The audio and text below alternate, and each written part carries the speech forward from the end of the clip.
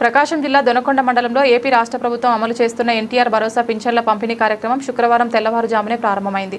నాయకుల ఆధ్వర్యంలో సచివాలయ సిబ్బంది ఇంటింటికి వెళ్లి లబ్ధిదారులకు పింఛన్ అందజేశారు.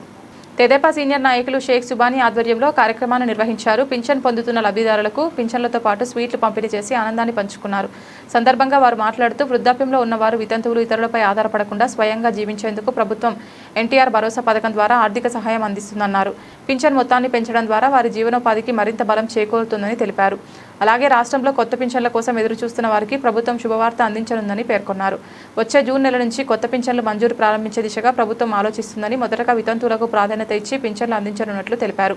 ప్రస్తుతం పింఛన్ లేని అర్హులైన వారికి కూడా త్వరలోనే లబ్ధి చేకూరుతుందని ఆశాభావం వ్యక్తం చేశారు. కార్యక్రమంలో మాజీ జిల్లా కోఆప్షన్ సభ్యులు షేక్ మహమ్మద్, పంచాయతీ కార్యదర్శి పోట్ల కృష్ణమూర్తి, సచివాలయ సిబ్బంది, తెదేపా నాయకులు షేక్ మస్తాన్ తదితరులు పాల్గొన్నారు.